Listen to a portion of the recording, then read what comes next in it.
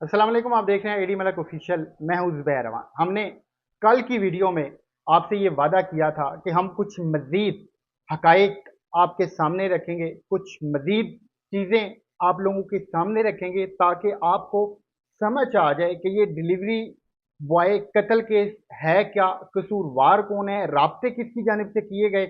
तो एक सबूतों का पलंदा एडी मलक साहब लेके आए हैं। बहुत सारी चीज़ें आपको दिखाना चाहते हैं क्योंकि इन्होंने कल ये दावा किया था कि मैं जो भी बात करता हूँ प्रूफ के साथ करता हूँ, जब तक मेरे पास प्रूफ नहीं आते तो मैं बात नहीं करता। इन्होंने सीडीआर का भी जिक्र किया था। तो आइए पूरी बात का आगाज इन्हीं से करते हैं। शुक्रिया मलिक साहब। जनाब जुबैर साहब, देख लें, फिर मैंने वादा किया था अपने देखने वालों से ले कि आए हैं कल सबूत। अल्हम्दुलिल्लाह सीडीआर ले आए हैं। 110%। अपनी बातों पे पूरे उतरेंगे। बिल्कुल। शुरू करते हैं, फिर बताएं आपके पास जो प्रूफ हैं, जो चीजें हैं, उनमें क्या नया है इस पूरे केस में।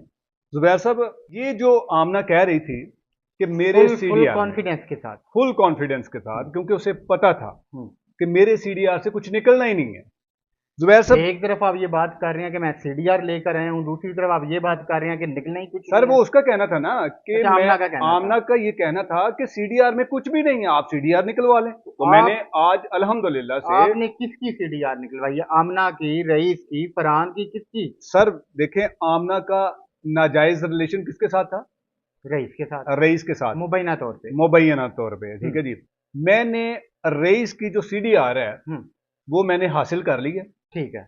और इस सीडीआर में जो सबसे पहले आप मेरी स्क्रीन पर ये कुछ स्क्रीन शॉट्स भी देखेंगे सीडीआर्स के। ठीक है। अगर जिन लोगों को समझ ना आए, मैंने बड़े अच्छे तरीके से इसको फाइंड आउट किया, मुझे बड़ा टाइम लगा हम्म, कि मैं इसमें से निकालूं सारी चीजें हम्म, कि कौन कितनी कॉलें करता था, हम्म, कौन सबसे पहले कॉलें करता था, हम्म, किस किस के एसएमएस आते जाते थे। हम्म। ये सारी चीजें मैंने जो है ना वो फाइंड आउट की हैं, और उसके बाद आप मेरी स्क्रीन पर देखेंगे। अब इधर ही मैं सवाल रखता हूँ आपके सामने।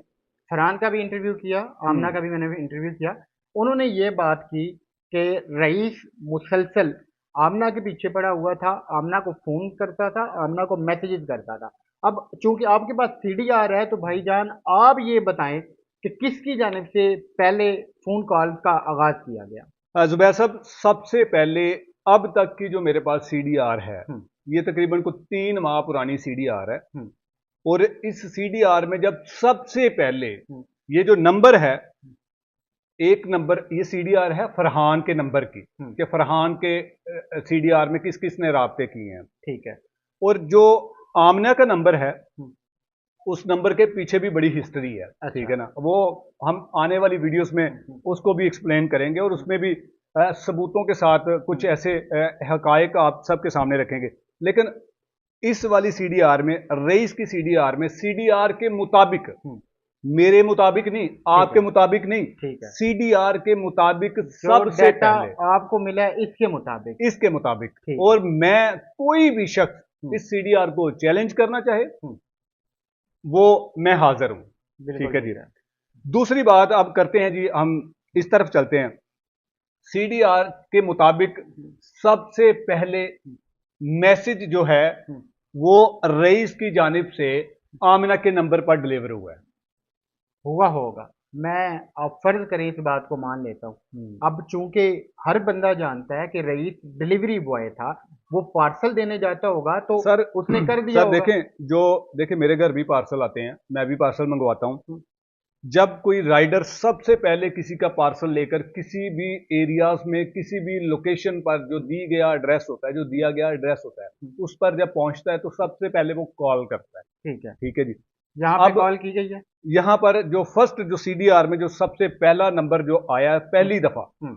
वो एसएमएस है आउटगोइंग। ठीक आउटगोइंग है। यानी कि रईस की जानिब से ये मैसेज डिलीवर किया गया है आमिना को। ठीक है। और ये एक दफा मैसेज नहीं गया, अच्छा। ये तकरीबन 8 मरतबा मसलसल ये मैसेज गया है, मतलब 8 मैसेज किए गए आमना एक आमना ही को। वक्त में। ठीक है। एक ही वक्त में आमना के नंबर पर हम्म, 8 मैसेज गए हैं हम्म। रईस के नंबर से। एक बात मैं मजीद क्लियर कर दूं कि ये जो बातें हम कर रहे हैं, ये जो डाटा है इसके मुताबिक कर रहे हैं। अपनी तरफ से ना मैं कोई बात करूंगा, नाइडी साहब बात करेंगे। और दूसरी बात मैं ये भी बता दूं कि फिर उसके बाद अगली सुबह या अगले पार्सल या फिर उनकी जो डिटेल हुई होगी, ठीक है ना, जो जो मेरे पास है, ठीक है ना, मैं उसके मुताबिक कह रहा हूं। 1% भी एक अल्फाज आगे पीछे मेरी अपनी जाती ऑब्जर्वेशन नहीं है, ये सीडीआर के मुताबिक। फिर दोबारा से मैसेज आते हैं, फिर दोबारा रईस के नंबर से ही मैसेज जाते हैं। अच्छा, आमिना को दूसरी मरतबा जो मैसेज किए जाते हैं उनका आगाज भी रईस की तरफ से, रईस की तरफ से जाता है। फिर उसके बाद जुबैर साहब देखें, बार बार एसएमएस पर बात चलती है। और फिर उसके बाद बड़ी मजे की बात मैं आपको बताता हूं जी। जब कॉल का सिलसिला जब शुरू होता है, और कॉल्स का जो सिलसिला शुरू होता है, वो जो सबसे पहले इस सीडीआर के मुताबिक सबसे पहली कॉल जो अब मैं आपको उस तरफ लेके आना चाहता हूं, जिस तरफ मैंने आपको कहा कि कोई भी राइडर जब किसी अपने कस्टमर के पास जाता है या उसकी लोकेशन पर जाता है तो उसको कॉल करता है। अब इतनी कॉल्स के बाद, इतने एसएमएस, सॉरी, इतने मैसेजेस के बाद फर्स्ट कॉल है जो रईस के नंबर से जाती है, और ये कॉल होती है 107 सेकंड की। सेकंड की या मिनट की? 107 सेकंड की। मिनट इसमें जाहिर नहीं किए जाते, इसमें सेकंड्स की ड्यूरेशन होती है। ना करें, मिनट्स क्यों नहीं आते? 107 सेकंड आप कह रहे हैं, तो इसका क्या मतलब बनता है? कितने मिनट की कॉल हुई होगी? ये 1 मिनट तकरीबन 1.25 मिनट की कॉल हुई होगी। ठीक है, ठीक है ना। उसमें जाहिर बात है ना, वो सिंपली उसने पूछा होगा कि मैम कहाँ पर है, अपनी लोकेशन मुझे करेक्ट बता दे ताकि मैं आपका पार्सल डिलीवर कर सकूं। लेकिन ये सिलसिला, चूंकि आमना का ये कहना था कि मैं आए रोज पार्सल मंगवाती थी, अब मुझे नहीं पता कि वो कौन कौन से पार्सल्स होते थे। मैं तो चाहता हूं कि आमना की अब तक की जो पार्सल हिस्ट्री है वो उस कंपनी को शामिल तफ्तीश किया जाए, उनसे वो सारी डिटेल ली जाए कि इस नंबर से इस पार्सल पे, इस नंबर से जो पार्सल बुक हुए हैं और इस एड्रेस पर कितने पार्सल कितनी कितनी डेट के मुताबिक आते रहे हैं जो कि ये डिलीवर होते रहे हैं। जुबैर साहब, अब इसमें हैरान कुन जो सबसे जो बड़ी बात है ना, वो ये है कि इसमें लंबी कॉल भी है। वो कितने मिनट की है, कितने सेकंड? वो 334 सेकंड की है। ठीक है, कोई भी डिलीवरी बॉय, सेकंड का क्या मतलब बनता है? तकरीबन ये 3-3.5 मिनट बन जाते हैं। ठीक है, इसमें 5.5 मिनट तक की भी कॉल है। ठीक है। अब देखें, कोई भी डिलीवरी बॉय इतनी लंबी कॉल किसी भी कस्टमर को नहीं करता। आपको समझ आ रही है?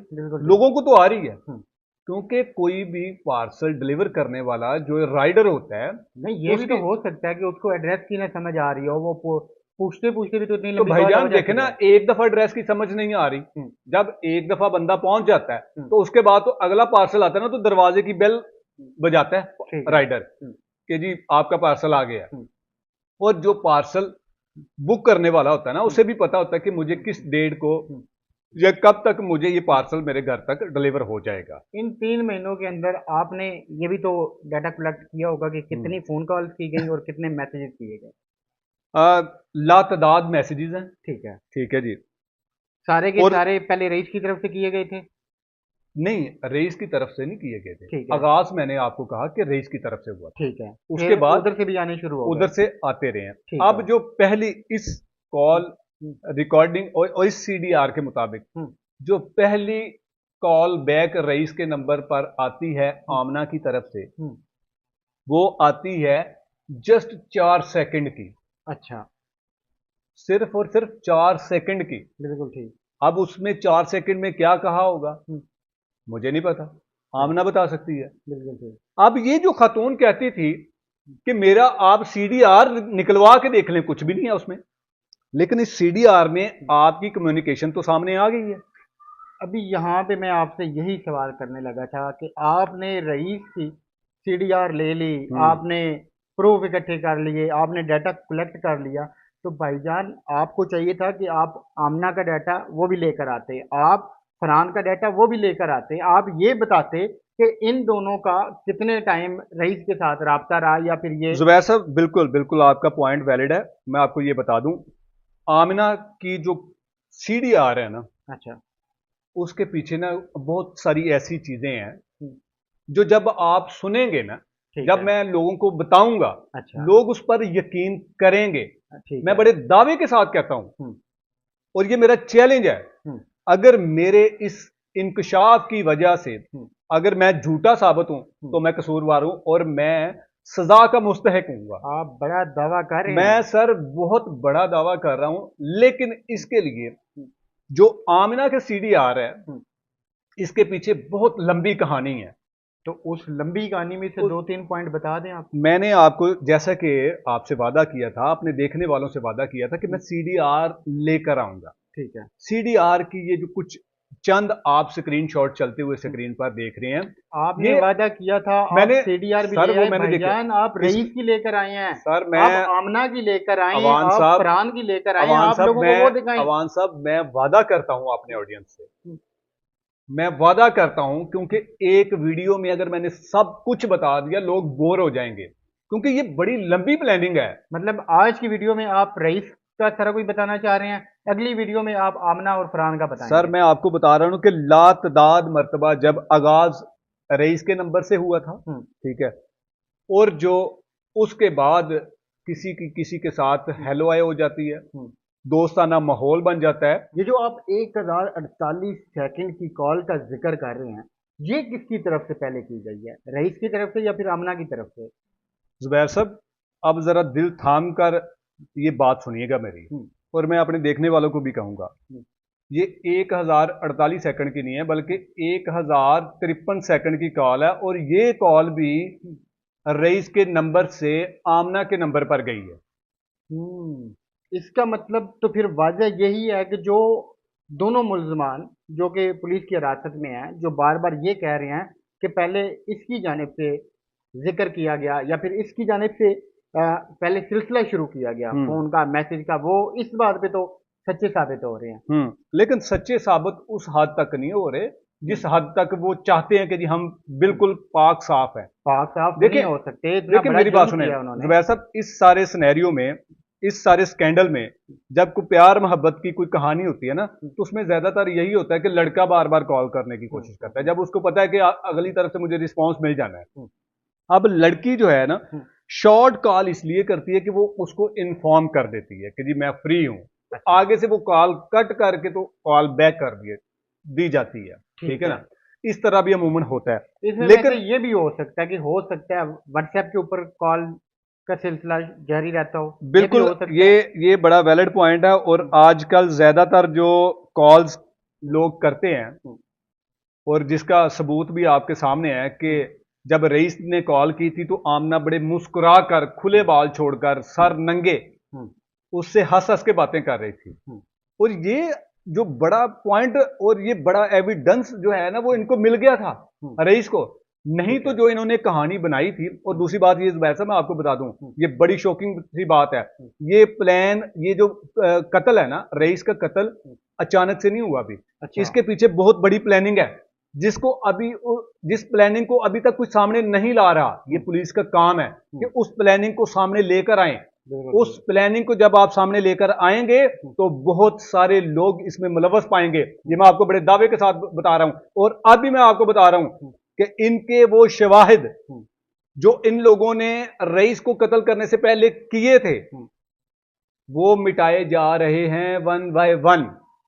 बताएं हमारे नाजरीन को कौन कौन सा शवाहिद मिटा दिया गया या फिर जिसे मिटाने की कोशिश की जा रही है। जुबैर साहब, बिल्कुल मैं बिल्कुल इसको सबूत के साथ बताऊंगा कि किस तरह से सबूत मिटाए गए हैं और कौन मिटा रहा है। अभी भी कोई ऐसा शख्स इनके पीछे है। अभी ये बार बार रिमांड का सिलसिला क्यों चल रहा है, क्यों चल रहा है, मुझे बताएं ना। देखें, अक्सर जो इतना बड़ा केस होता है उसमें ऐसे हो जाता है, वो ये सर कोई नई हो बात जाता नहीं है, मेरी बात सुने, मुलजम ने तस्लीम कर लिया, सारा कुछ कर लिया। बार बार रिमांड देने की असल वजूहत ये है कि जो उनका एक्टिव बंदा है, मुलजम फरहान का जो एक्टिव बंदा है, वो इनके राबते में है। ठीक है। वो थाने में आता होगा, जाता होगा, मुलाकातें होंगी, बताते होंगे कि यार ये चीज मीडिया हाईलाइट कर रहा है, इसको कैसे मिटा दें। अब मास्टरमाइंड इसके ये भी आप पीछे, बड़ा इंकशाफ कर रहे हैं कि सर शवाहिद को मिटाने मास्टरमाइंड की कोशिश की जा रही है, अभी भी की जा रही है, और इस सीडीआर में भी हो चुकी है। अच्छा। सर आपने शायद इस सीडीआर में एक चीज नोट नहीं की होगी, मैं अपने नाज़रीन से कहता हूं कि उस चीज को नोट कीजिएगा। और वो क्या है पूछें? बताएं क्या है वो चीज। इस आपने सीडीआर को देखा, किसने कॉलें की हैं, किसका नंबर है, फर्स्ट पार्टी कौन है, सेकंड पार्टी कौन है, date and time, call duration, सारा कुछ आपने देखा। लेकिन पॉइंट की बात यह है कि इस सीडीआर के अंदर जो डेट एंड टाइम का जो खाना है उसमें हैश टैग क्यों है पूरी कॉल रिकॉर्डिंग पूरी सीडीआर में? मतलब डेट और टाइम को रिमूव करवाया गया? बिल्कुल, आप ये कहना चाह रहे हैं? बिल्कुल करवाया गया नहीं, करवाया जा चुका है। ये कैसे मुमकिन है? सर ये ये कैसे मेरा हो सकता है? अवान साहब, ये मैं खुद तो नहीं निकाल रहा अभी, या कंपनी जो है वो मेरे हैंड ओवर है। ठीक है। इस पाकिस्तान में कुछ भी हो सकता है। अच्छा। पाकिस्तान में अगर प्लेटें गिर सकती हैं, इंसान जेल से निकलकर लंदन पहुंच सकता है, तो सीडीआर में से कुछ भी गायब करवाया जा सकता है। आपको बता रहा हूं कि इसके पीछे अभी भी मास्टरमाइंड बहुत एक्टिव है, बहुत इस पावरफुल केस के पीछे इस सारे केस को किस किस को बचाने की कोशिश की जा रही है। मैं वो आप सबका जहन उस तरफ लाना चाहता हूं। पुलिस को मेरिट पर तफ्तीश नहीं हो रही, ये मैं आपको बता रहा हूं। अब पुलिस हुकाम कह रहे हैं, पुलिस वाले खुद कह रहे हैं कि हम मेरिट पे तफ्तीश कर रहे नहीं हैं। हो रही सर मेरिट पर, मैं बता रहा हूं आपको, आप नहीं हो रही कैसे मेरिट कह पर। सकते हैं ये बात? सर ये सारी चीजें पुलिस ने क्यों स्किप की हैं? हो सकता है पुलिस खुद ना बताना चाह रही हो। सर तो किसी तरीके से बताए, आप मुद्दइयों को मुतमईन कैसे करेंगे सर?